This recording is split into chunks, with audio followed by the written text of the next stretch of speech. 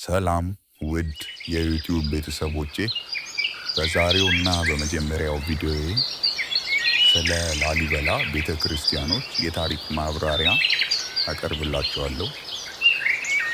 አቀራረቡን ከወደዳችሁትና ቀጣይ እንድንገናኝ ከፈለጋችሁ ሰብስክራይብ፣ ላይክ፣ ሼር በማድረግና የደወል ምልክቷን በመጫን ቤተሰብ መሆን ትችላላችሁ። አመሰግናለሁ።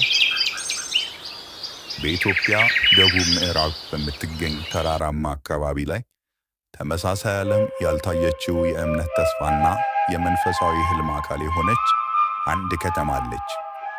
ስሟም ላሊበላ ነው። በ12ኛው ክፍለ ዘመን ንጉሥ ላሊበላ የሚባለው አስደናቂ ንጉሥ በህልሙ ከእግዚአብሔር መልእክት ተቀብሎ አዲስ ኢየሩሳሌምን በኢትዮጵያ ውስጥ ለመገንባት ወሰነ። የእምነት ውልና የክብረ ቅዱሳን ምልክት የሆኑ 11 የተቆረቆሩ ቤተክርስቲያኖችን በአንዱ ድንጋይ ውስጥ አስቀመጠ።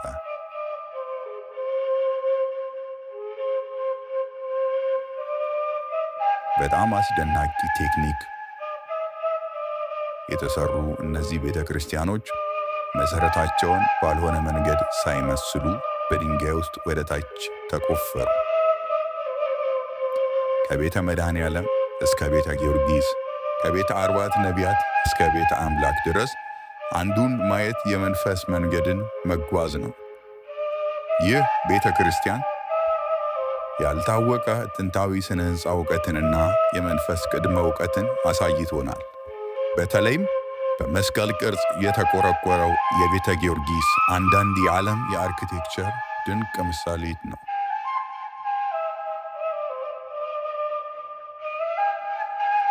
የላሊበላ ቤተ ክርስቲያኖች በትውልድ የተላለፉ የመንፈሳዊ ቦታዎች ናቸው። ለኢትዮጵያውያንና ለዓለም አቀፍ እስከ ዛሬ ድረስ ሃይማኖታዊ ቱሪዝም ምርጥ መድረክ ሆኗል። ነገር ግን ቤተ ክርስቲያኖቹ በጊዜ ጫናና የአየር ሁኔታ ተጽዕኖ የተነሳ በእውነት በአሁኑ ሰዓት እየተበላሹ የሚገኙ አሉ።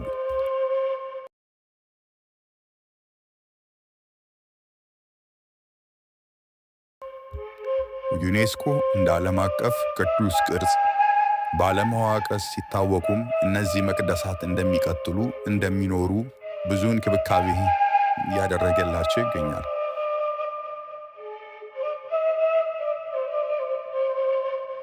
ላሊበላ ከንጉሥ ሕልም ጀምሮ እስከ ዛሬ ድረስ ሕዝብን የሚነካ የመንፈስ ታሪክ ናት። ተመልከቱ፣ እየጠፋች አይደለም። እኛ ብንይዛት ትቀጥላለች።